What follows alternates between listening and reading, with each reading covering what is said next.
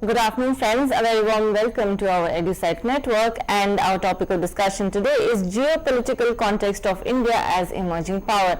And for this discussion, we have thus in our studio Dr. Ambrish Dhaka, Associate Professor, School of International Studies, Jawaharlal Nehru University, New Delhi. He has been teaching since the last 15 years, and Dr. Dhaka's area of specialization is political geography, geopolitics, international relations, ethno-cultural studies, amongst many others. And Dr. Dhaka has also held ICCR Professor, the India Chairs at the South Asian Studies at Fudan University, Shanghai, China during 2012. And with this brief introduction, I would like to welcome sir. Thank you so much, sir, for coming. And I also request you to begin our today's lecture. Thank you, Ms. Urvashi. Today we come up with a very interesting and important topic, that is the geopolitical context of India as emerging power. We know that India has been a focus of the 21st century, where the world eyes are focused on how to see this nascent third world economy gaining prominence in the last 10 to 15 years, and the world has seen that India can play a very significant role in the present international order. So what are the nitty-gritties of these global equations when we think and we speak of international order? So geopolitical context, or the discipline of geopolitics, is an important area where we try to understand the long-term interest of a country and its fixation in the region, and how the international environment affects the interest of country or the emerging country like India. Also, the great powers or the superpower like US would also like to engage India within the region and beyond. So all these gamut of relationships come into the study of geopolitical context, and when we see India rising as a discourse in present day geopolitical theories, we find that India has been one of the important countries linked to the rise of many other countries, and especially India and China are the two countries which are seen as the two rising Asian powers, and also their ability to define the international order. So what are the important backgrounds, or you can say the preset set of interests that define India's geopolitical context? The first is the climate change politics. We find that the third world countries who have of recent have taken a course of high economic growth rates have suddenly found themselves under the pressure of developed countries looking into the environmental impacts and the growth curve, which involves higher consumption of energy, and also the per capita demand for the goods and services rising in these third world economies. There is a pressure on countries like India to contain what the rising demands of the hydrocarbons. And in this context, there has been a lot of discussion. In fact, the recent discussions being held in Lima also focus on certain these aspects. And India has been steadfast in outlining its principled position that their demand for hydrocarbons, or their demand for energy, is one of the pivotal areas of interest which it would like to safeguard, given the context that there is a pressure of environmental concerns on the economies like India and China. And India has taken a route where it speaks of harmonious growth, where the environmental interest can also be protected along with its own economic interests. So this is one of the important backgrounds where India's rising economy is seen as the important factor. The second is the demand for diversified economic and political order. We know that the post-Soviet world, in which the US remained as a major superpower, has tried to define international order, and time and again there have been pressures on countries like India on their foreign policy to toe the line. However, the aims and objectives which the US policy charted out in the international order somewhere brought the convergence of India's own aspiration, as well as there were divergences of interest also, because there were failures at times in the areas like Middle East or East Asian region, where South China Sea there were turmoil. So we find that this inability of superpower to exactly outline its own set of interests somewhere bring in the demand for looking for the partners in the region, and India is one of the emerging partners for the international or the superpower like US. So there is a kind of a you can say the inbuilt multipolarity or inbuilt space that has been given to India's rising political aspirations. Then the next area of interest that comes up is the growing military strength and regional influence. We find that the Indian economy is now able to afford large investments in India's military hardware and its expansion of the military capabilities. This is not an easy thing, because given the kind of poverty and economic destitution, the kind of the per capita income the country has, diverting the resources towards military is not always an easy fact. But there are challenges in the region. India cannot afford to ignore those challenges in the region, and we find that there is an imperative to spend more in terms of qualitative research in augmenting our defense capabilities. And that's why India has been able to develop what you call its missile program successfully. Its indigenization of various strategic assets, for example, the air power and the naval hardware, has lent some credibility to India's ability to rise in this area as well. Then one of the most popularizing notion of India's rising power has been India's mark in the software and information technology area. The kind of expansion that India has made and the ability to deploy these resources for its transformation of the social and economic background has brought India laurels that India has been able to deploy information technology in the most efficient manner. Also, India has been the reproducer of these vast technologies and their exports, and India's manpower has been quite appreciated in the world, especially in the West, where the advantage of language and the numerical strength has provided huge impetus for India's growth in the software and IT industry. The next very important factor that defines this background is that the young population, or the demographic dividend which India has. There is a population, there are people, the new generation which is coming up in terms of what you call high economic and literacy rates, that we find that there's a huge investment in academic sectors, and the young generation is being benefited by those enhanced skills. So today's generation is well equipped with the information technology, and their investments in this area is growing. There has been interest in the middle class, Indian middle class, to garner more and more these skills and to seek job opportunities which are high rewarding. So this dividend, which is a product of India's IT skill base, is affecting the India's prospects in the global, and we are finding themselves among the front runners in several areas. Then the economy, which has grown up as a third largest economy in terms of purchase power parity, we find that high rates of saving and demand has affected India's ability to create indigenous capital formation. The ability to generate capital and ability to invest in infrastructure has been one of the important areas where India is showing promising results, and there is a long way to go. But it is far different from the scenario where India had to borrow huge loans from IMF and World Bank, and the domestic investment was not sufficient enough to raise the money for infrastructure development. I think India is now demonstrating those ability to generate the resources for its own infrastructure development, and this is also a promising scenario for India rising.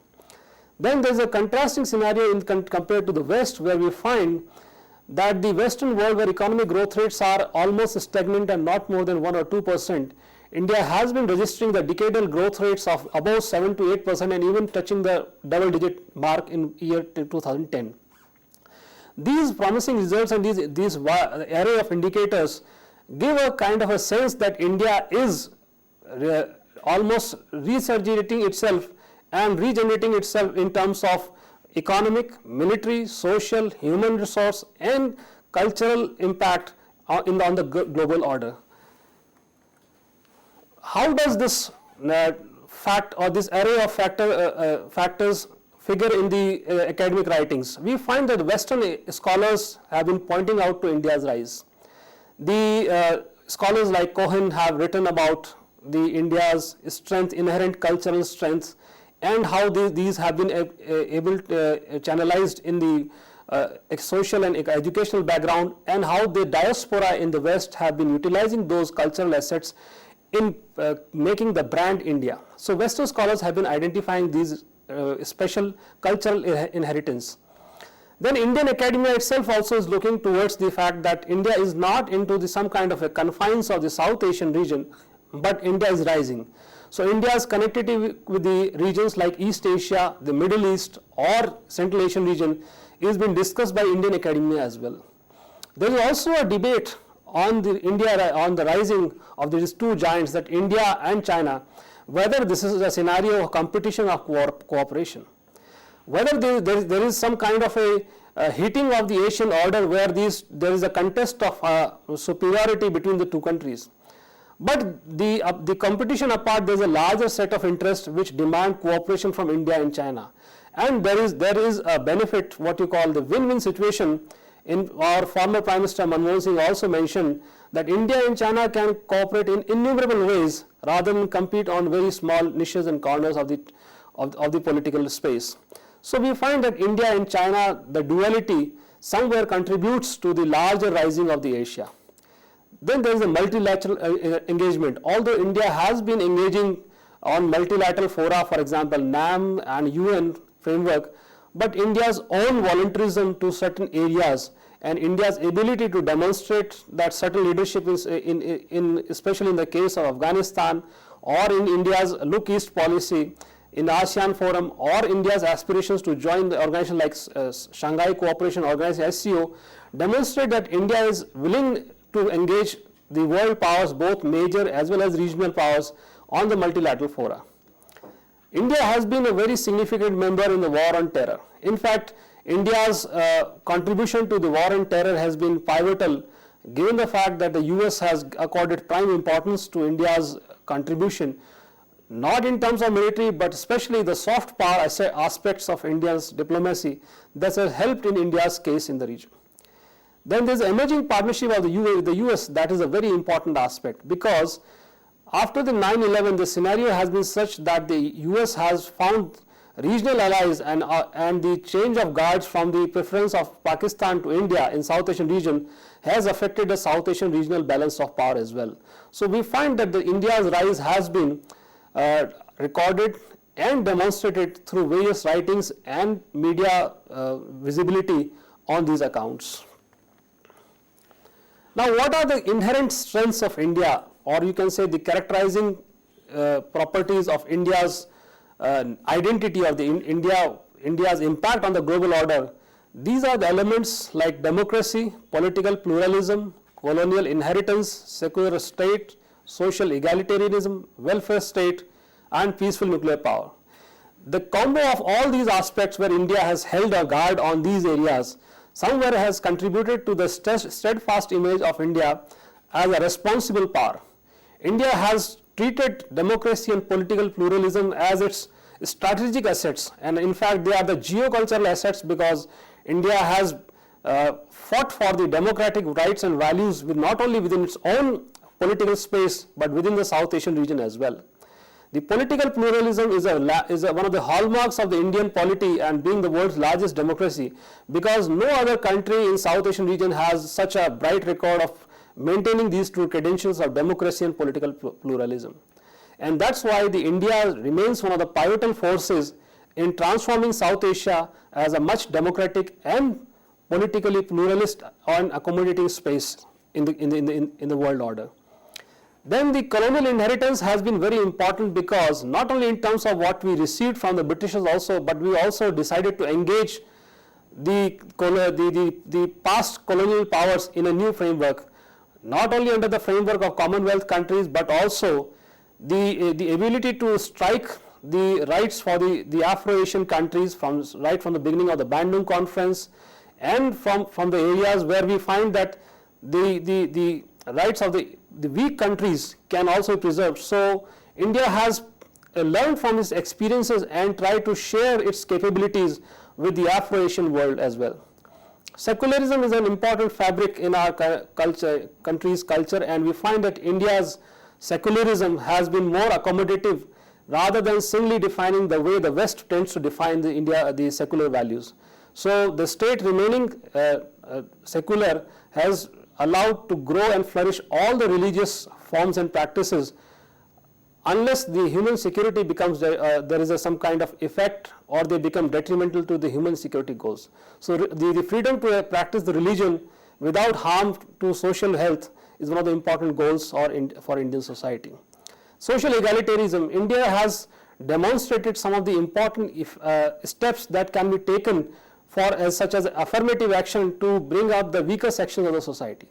This has been unique because pluralism is also prevalent in the societies like US or the Western world, but the way the social egalitarianism has been enshrined in the constitution and the political practice makes India a unique country in treating all the sections of society on the equal at par.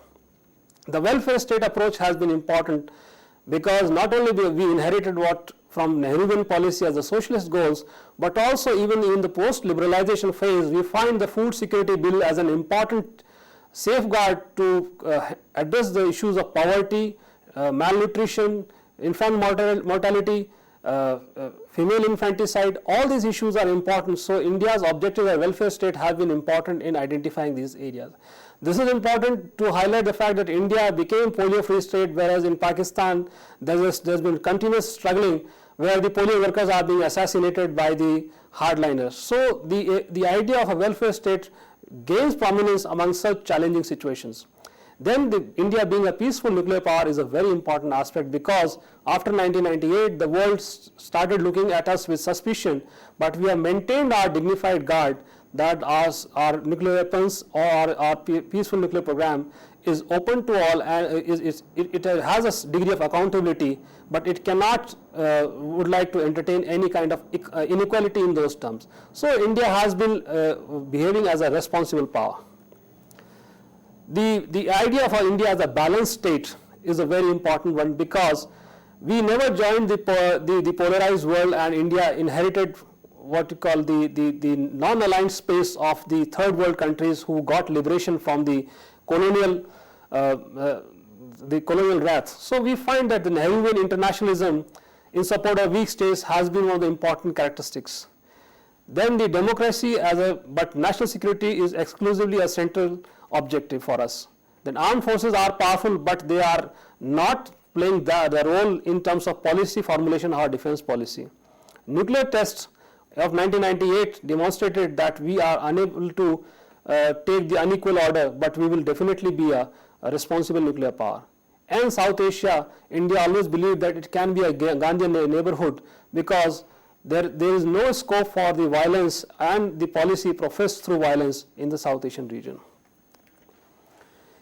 The India or the identity of India does not simply confine itself to India's political boundaries. India has its wider impression and expanse in the South Asian region. So, though one would not like to prefer to say India, or one would not like to equate India with South Asian region at large, but there are certain important impressions of India that go across the South Asian region, and that inheritance of impression by India helps in making the environment of South Asia more conducive. So India has an identity of what you call the bearing of the Indian identity in colloquial terms for the South Asians is visible. For example, if you visit in any part in the West, any Asian or South Asian would actually tend to be identified as an Indian, though he may be a Pakistani, Nepali, Bangladeshi or a Sri Lankan, but there is a first-hand impression that he might be an Indian. Then there is a convergence of cultural dimensions, that India inherits all its peripheral cultures within its own political boundaries, and there is also a spillover of India's cultural influence beyond these boundaries. India has been a repository of all the religious identities that are prevalent in South Asian region, and India has been source to many important religious influences both within the region and beyond the region. Then India also offers a balance to the balance of geopowers, in a sense that there is a centrality of India's both political inertia and economic inertia, which allows South Asian region to hold stability despite the challenges on its periphery. So this balance of geopowers in the region is on the account of India's inherent capabilities and of India's mass of size, the huge dimensions that India has. And India has a diffuse identity because Indian culture, Indian media, Bollywood, Indian song, dance, music is liked by the South Asians at large. So Indian presence is felt in all the South Asian region. And then India is also a focus for the Asia given the current rising trend. So it also allows for South Asian regions, those who are landlocked, that they have an opportunity through the India that they can exploit the benefits of this South Asian region. So the important aspect of South Asia, South Asian realm and India as a geocultural role, as a geocultural core is an important one. We find that India as a cultural landscape has a common institutional base which serves its society, polity and economy, and also allows the region to develop beyond its political borders. Indian philosophy, religion and fine arts are important, and the cultural lavishment on the account of this has benefited both the South Asian community and the South Asian diaspora abroad as well. The colonial inheritors brought the kind of accommodation and assimilation of the myriad plural communities, both political and economic, and the British imperialism, the bound South Asian community into a large economic mass which has been inherited by India as well. Nationalism is a very important phenomenon in South Asia, not in terms of political and ethno-cultural identities, but also that the aspirations have been incorporated both through constitutional process as well as peaceful negotiations, which are a constant process in the South Asia. So South Asia, the nations are rising and emerging in that sense. And the last important aspect of the geocultural core is India has been a house to the pantheism, and the monotheistic religious states have been uncomfortable in South Asian region, which indicates that the plurality of South Asia, which India inherited, has to stay longer rather than any monotheistic religious statehood. India's idea of India beyond South Asia goes well with the Nehruvian model and the Nehruvian legacy, which is conveyed through NAM, but also the Gujarat doctrine has been an important doctrine which allayed fears of the small states. For example, India looked to give leeway to the small states in terms of economic concessions, whereas India sought parity with those states who were capable of handling their resources well. India's Look East policy has been an important foray in connecting India beyond South Asian region to the East Asian economies as well. And Central Asian policy of Connect Central Asia has been a very important one in the post-Soviet era, when we find that the political space extending India's westward from Pakistan up to Middle East becomes a destabilizing zone. In that case, the Central Asia provides an important stabilizing factor if India has important relationship in that region. How does this all gamut of geopolitical understanding figure into India's capability? There must be some inherent strength that goes into developing this whole idea of India rising. The importance of economy cannot be underestimated in this whole gamut of geopolitical understanding, and that is why India's economic transition in last 1 decade or more has contributed to India's rising as well. If you look into the various indicators, for example, gross national income increased from $1,320 to $5,350 in the last 10 years. The average annual growth rate has been 7.06% in the last decade or so. The value addition per worker in agriculture has increased from $473 to $697 in the last 10 years. This is the data I am telling you about from 2003 to 2013. The export of goods and services has risen from 9.66% to almost a quarter of the GDP. The air travel has increased from 9 million passengers per annum to 75 million passengers per annum. And broadband subscribers have risen from 50,000 to almost 14 million users. Mobile subscribers have risen from 76,000 to 886 million. So, almost a vast expansion of these various indicators of the economic services and the various sectors of the economy indicate that India's economy has expanded in such a manner that we are also not only expanding economy, but we are also witnessing the economic transition in our economic structure. And this is one of the most fundamental aspects, because if more population is channelized from agriculture and agrarian sector to the other two sectors of manufacturing and service sector, then that economic transition actually caters to the real India's economic rising. We find that the 12th plan actually identifies this as an important aspect, and the 9% growth rate has been one of the important targets that has been the governments have regularly striving to achieve. And the cap on FDI limit in key sectors has been now been removed. We now this new government has actually liberalized sectors such as defense, which shows the confidence that India has in allowing private sector to take part in the defense sector as well. The investments in agriculture to increase productivity has one of the important targets that have been identified. And education, health service and sanitation, these are the areas which the missions like Swachh Bharat Abhiyan also prioritize, making India as a more comprehensive, developed and confident nation. Urbanization was an important aspect in this situation, where India's urbanization hasn't succeeded to a much extent, but the coming decades would like to focus on this area, because urbanization enhances the capabilities of human resource by better providing the services in the sectors of education and health service. The 9% growth rate is one of the important challenge, because it actually not only enhances India's economic power, but India's geopolitical capabilities as well. So we find the sectors such as infrastructure, labor market, foreign direct investment, poverty decline, food security and malnutrition, skill efficiency and optimal resource allocation as the important components to achieve this 9% growth rate. Energy security, public health and accessible education, demographic dividend and growth deceleration, fiscal health, inflation, deficit and revenue growth. These are the areas where India would like to address its economic challenges, so that the dream of 9% growth rate can be attained as a base level growth rate, and it can go even up to double digits as well. Dr. Manmohan Singh, our former Prime Minister, had categorically stated in clear terms that one of the important achievements of the past decade is that India has broken out of a long period of relatively slow growth that was earlier known as the Hindu rate of growth, and to show that it can grow more rapidly. If we can continue this performance for the next 20 years, we will have ensured the re-emergence of India as a major economic player in the world, and also one committed to its democratic, secular and pluralistic traditions.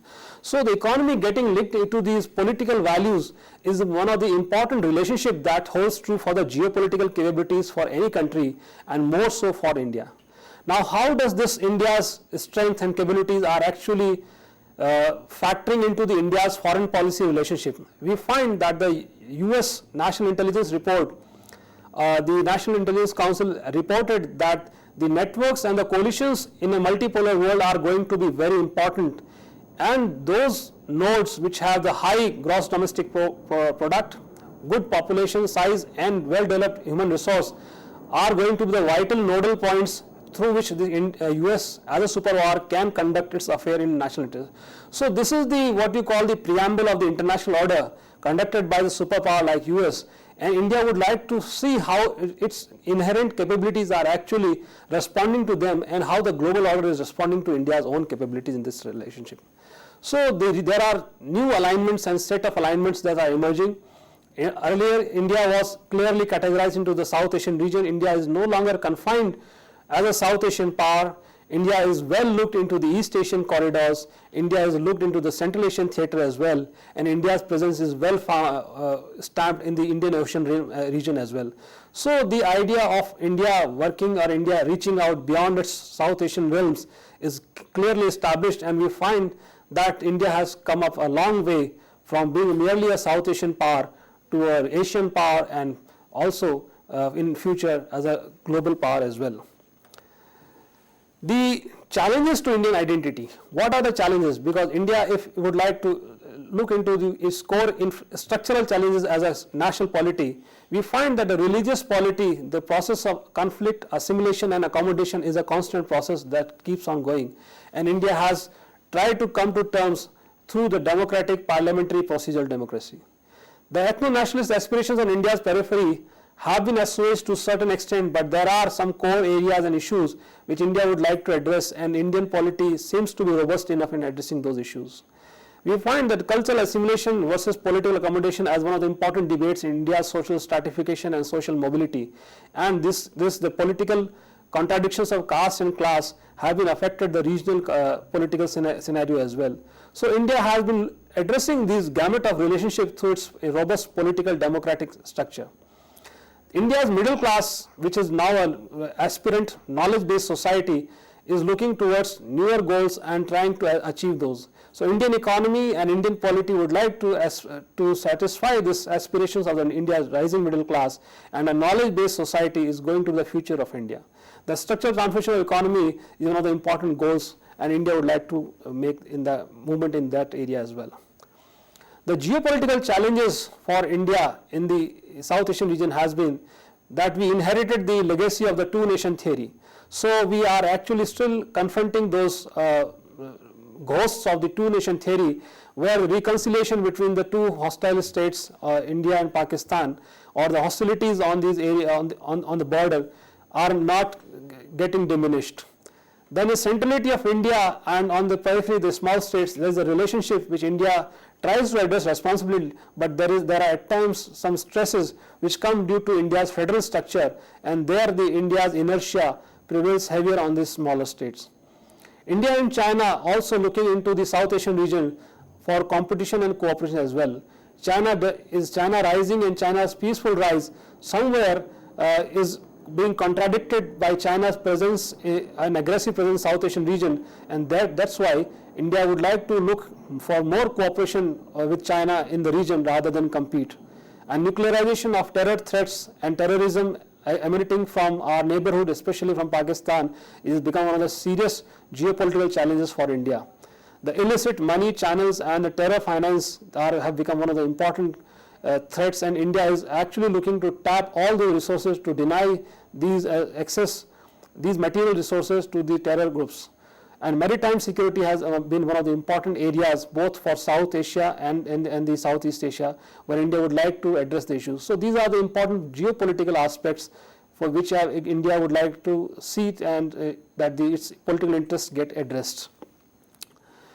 The potentialities and directions. What are the India's potential in that regard? The expansion of infrastructure and transition and urbanization are the important areas where India would like to work for. India's democracy and federal polity and the rising aspirations of the demands of the states, India would like to address in this area as well. And the diminishing regionalism can only be addressed by forging the strategic partnerships that can have a global impact. So these are the important, you can say, the guiding lines for India's geopolitical vectors that India can develop over the region. Is India a hard power or a soft power? This debate has been very interesting in addressing the India's geopolitical interests.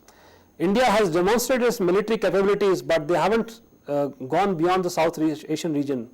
And India would like to address those capabilities not in aggressive terms, but in terms of self-defense. But India's soft power has been an imperative which India has been practicing beyond the South Asian region. India's diplomacy in terms of cultural impact, in terms of economic impact, in terms of the kind of the image that India has in terms of assimilative and in terms of the setting a good example has been important for India's diplomacy. And India's soft power has been demonstrated in those terms. So the cultural influence or the influence forged through the educational ties, for example, the Nalanda University, which has brought China, Japan, Singapore, Korea, who are otherwise hostile within their own region, but have come together to work on this important project, shows that India can deploy its soft power diplomacy at a very skillful level. So the 3 or 4 major components that we would like to discuss for India's geopolitical objective is the Indo-US relations, Indo-China relations, and the Indo-Russian relations.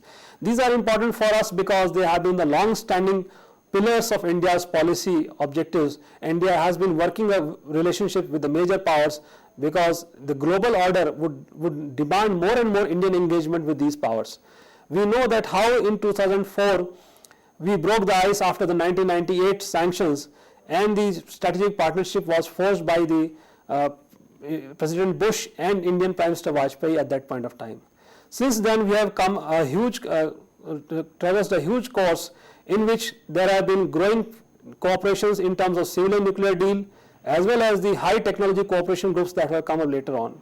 India's cooperation in peaceful space technology has been through ISRO and NASA. And the recent visit of our Prime Minister in US, where there has been a clear-cut mark that how the Indian diaspora plays a very important role in bringing the India and the US together, is one of the important areas where India would like to work with, and how this diaspora can benefit our resources, mutual utilization of the resources as well. With China, we have a little bit tricky relationship, but we are coming on various fora where India and China are being seen as important responsible powers. The BRICS Bank has been a very important step where India and China have forged a strong relationship. The new Silk Road initiative, where India has agreed to cooperate with China on areas of both land route as well as maritime route. The Asian geoeconomic watershed, Himalayas, which is very important for us, both of us, we still have to come to terms in terms of competing, but there is a huge potentiality of both India and China to utilize and harness this economic watershed to the prosperity of the larger Asian community. We have worked together for addressing our energy securities. Infrastructure investment has come up from China, and in fact we would like China to contribute to our various areas. In fact, India's northeast development has important areas where China can contribute to. We have significant understanding in terms of addressing these three core issues of terrorism, separatism and extremism, and the India and China have become the two biggest trading partners in the recent years as well. Though there are geopolitical minor tips in terms of the China accessing the maritime ports in South Asia, and often the discourse of string of pearls comes to the term. But I think over a period of time, India and China would reconcile their presence in the maritime, just as India's presence in the South China Sea is being seen as more amiable rather than as a challenge over a period of time. We have this issues of incursions into the territories, but we find that they able not to aggravate them beyond a point and settle down these hostilities has been important skills of India and China restraining themselves in the region. And India also looking at concern with the Chinese cooperation with Pakistan, but it is hoped that China would act as a responsible partner in the South Asian region and would not like to destabilize South Asia at large. India-Russia relations are very important because we have a legacy. In fact, the Indian Premier, President Putin, has been visiting us today. I think he has visited Delhi scheduled for a visit to Delhi from 10th and 11th December, and we find that the legacy of Soviet ties has been communicated to the post-Soviet world. The two countries have been cooperating in all aspects and spheres of life, and especially the military cooperation has been very important for us because still the Indian Army and Indian Navy practice a lot of Soviet military hardware, and where the supply and maintenance of these hardware is very important. In fact, the Admiral Gorbachev, that naval ship, has been delivered to us, and it is one of the landmark example of cooperation between India and Russia. India's consistent support to Third World cause and Soviets' backing of India's position in NAM has been an important morale booster for India. And we find that in the post-Cold War world, both India and Russia would like to see the multipolarity and more balanced world rather than tilted towards any single power. And India's fight in global terrorism, drugs and narco-terrorism is equally shared by Russia.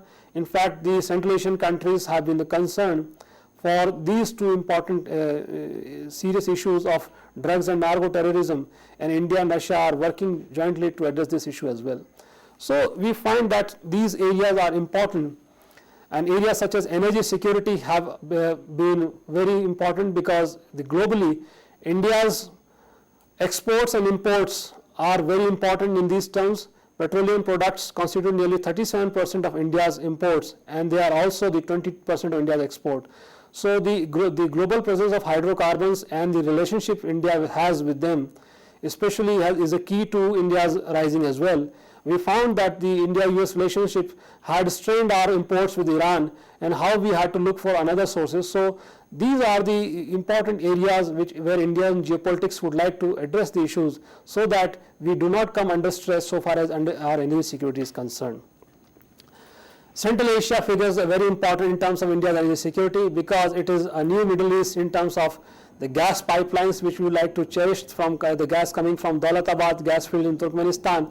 However, we find that the situation in South Asia, where Afghanistan's situation and Indo-Pak discord on a border somewhere hampers the growth of this kind of relationship, which could have benefited all, both Afghanistan, Pakistan and India. So the Central Asian energy resources are a distant dream, though we still have oil coming from Caspian Sea through Baku, Tbilisi and Ceyhan pipeline, but that is only one of the weak examples. The stronger examples could have been where we would like to develop more robust relationship with Central Asia. Last but not the least is the importance of India's information technology as India's soft power. This area where we have almost brought important influence in the West and where the US has recognized India's potentiality, that India's information technology sector has a huge potentiality. India would like to transform its economy from merely a producer economy to a knowledge economy, and it will not only address India's concern but also the climatic concerns which are emanating from the rising India's economy, that if India uses this skill and this area, both enhancing its economic capabilities and also enhancing its geopolitical interest in the global area, we would certainly like to use information technology as a soft power in future. In fact, coming 21st century would definitely see India's soft power, and India's response to this knowledge industry would be huge if India starts investing largely in this area. And though at present we do not invest much as compared to the countries like China and US, but the coming decades shall certainly see where India's response to the knowledge industry would be more aggressive. We would like to see more and more universities and colleges contributing to this area, and soon India should be having its own system of codification and own system of developing the hardware and software platforms where we can communicate and create vast network systems of knowledge transmission. Last but not the least, the beacon in India's rising has been the mission on Mars, and we find that the world has recognized our credentials in starkly achieving at a great successful rate the most crucial and difficult tasks in terms of science and technological excursion, and we find that India's achievements by successful mission on Mars has been appreciated by Afro-Asian communities and even major powers, and we find that this would be an important flagship in demonstrating India's future intention, where we would not like to excel on our own grounds, but we would like to share our scientific achievements with the larger communities, the tradition which India has followed for the last century and we would like to follow in the present century as well. Thank you. Thank you so much, sir, for this very effective and lucid presentation of yours. And as I was observing, I'm presenting in front of you a few queries that the students would also perhaps have, and they would like to get to know these through me. Sir, how would you say India stands in the present day Asian order? Yes, the current political order, the way we define Asia emerging and Asia rising, it has been largely said so because the Asian economies have performed well over the last decade, and the Asian rising is a rising not coming out of competition but through cooperation.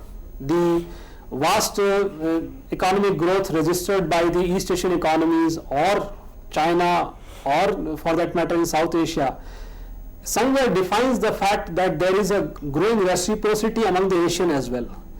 There has been a contested concept whether there was at all an Asian order, but the fact remains that hitherto, though there was only a geopolitical understanding of the notion of the Asia, now there is an emergence of the economic understanding of an Asia, and that Asia rising and that Asian order would certainly find India contributing significantly, especially with our soft power if our information technology products get shared by the Asian economies and they are demanded by Asians more and more so. Right. Sir, you used the term Asian order and you also talked about Asia rising. So is it, equivalent? Can we use the term interchangeably? Yes, the Asian rising, obviously when we use the term rising, then we certainly have to see what exactly is the rise. And this rising is that coming of the bigger picture, where there is some kind of a relationship is being set out among the countries. So the word order only qualifies or defines this rising, so that there is a bigger set of relationships that are emerging. So order can be said as a qualifier for this rising. Right. Thank you so much, sir. Sir, another question from my side. So, what are the major challenges for the Indian youth in the current economic scenario, and also how India plans to effectively use its demographic dividends? The knowledge industry would only be realized and achieved if we know that what we have to teach and educate to our kids. And the goal is set as early as in what you call the secondary education. If we know that our secondary education is going to be the base where we are to set out our goals for our national rising, or you can say the India rising, the vast objectives performed in terms of imparting the IT skills, the various components of the society, in making the society more aware about their rights, treating and turning the education as a not only knowledge imparting but also imparting social equity goals.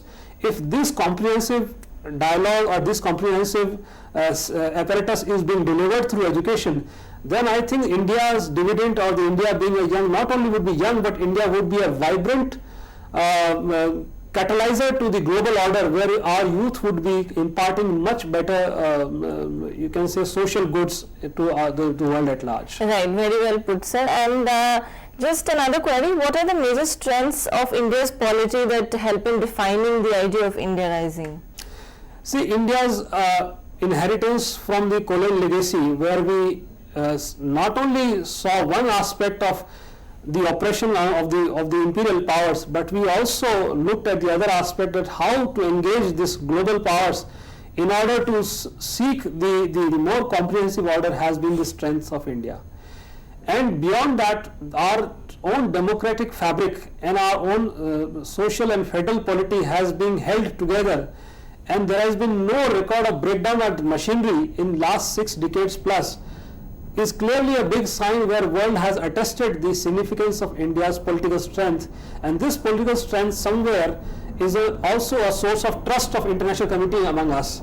So I think that will be you can say, the crossover bridge between India and the rest of the world, where Indian polity makes a huge impact on the world. Right, very nicely put, sir. And sir, I was just, as you made a point about Indian academia, I was keen on asking you, how does the Indian academia react to the perception or the concept of India rising? Yeah. See, when the discussions on India rising, the scholars such as Sumit Ganguly have identified that the challenges of post 9/11 have been of a very different kind. Not only the security challenges, but also the economic challenges have grown acute over a period of time.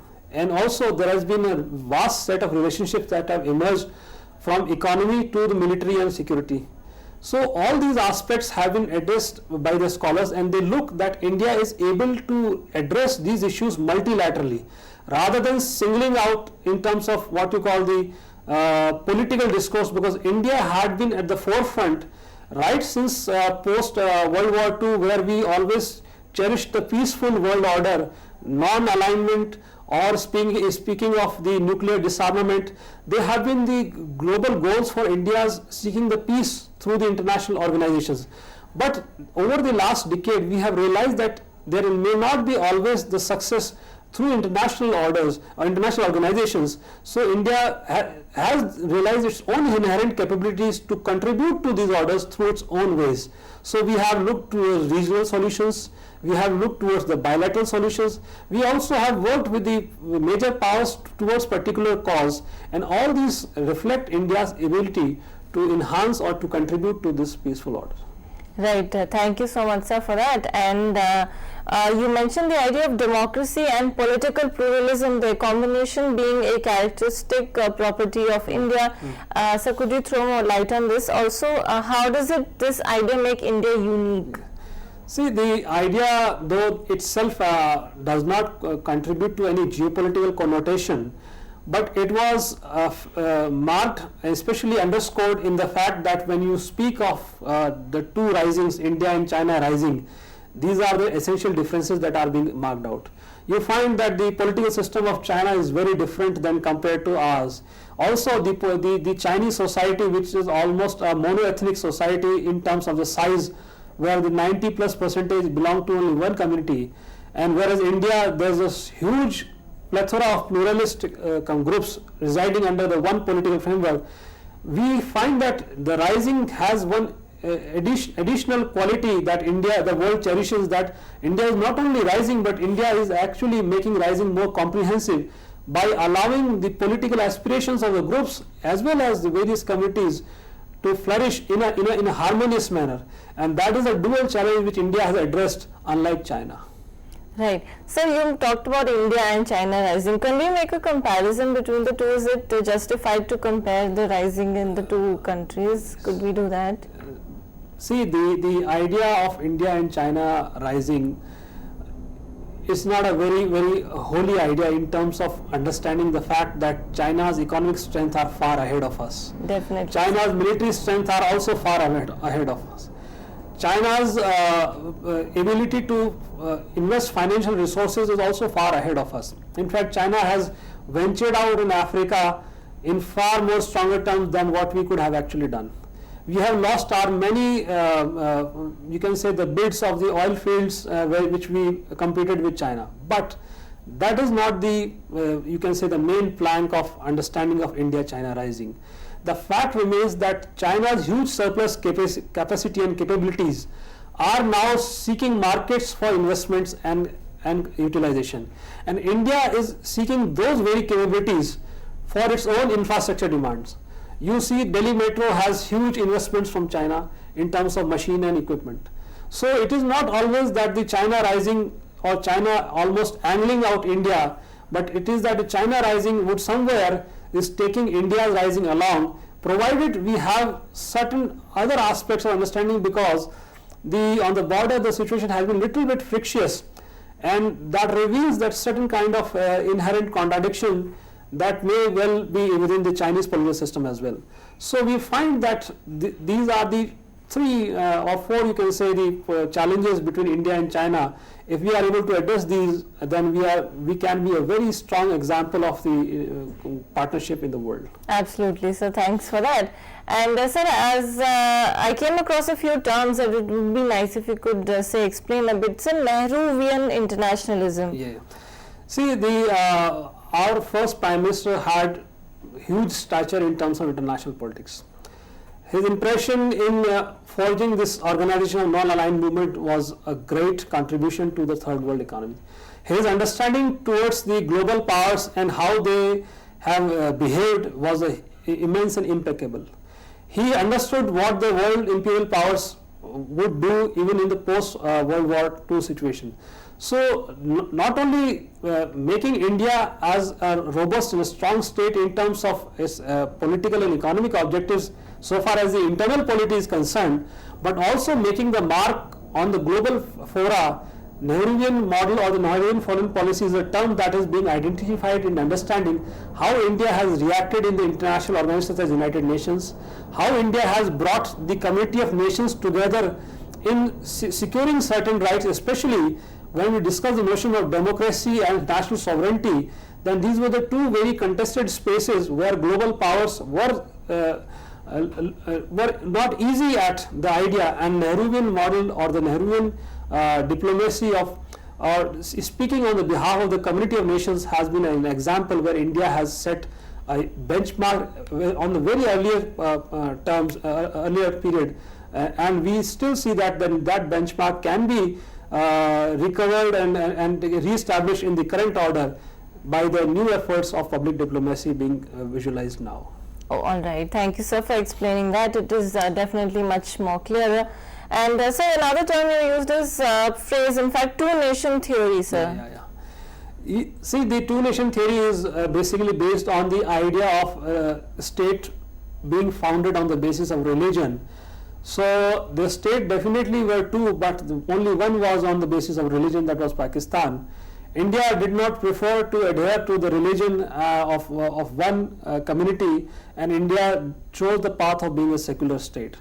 So this idea of two nation theory somewhere created a friction of a very long standing, which no doubt we need not to go into the history, because we know how the British were unable to reconcile this, and in fact they were also in some narratives are seen as responsible towards this situation. But the fact remains that this identity of Pakistan emerging on the basis of one particular religion somewhere lent Pakistan a permanent unease in South Asia, owing to the centrality of Indian state and it being secular. Because on the periphery we find, for example, Sri Lanka preferring a Buddhist or Buddhism as important religion. We find Bangladesh clearly articulating Islam as its important religion. Nepal was the only Hindu kingdom, and in fact Bhutan was also a religious state.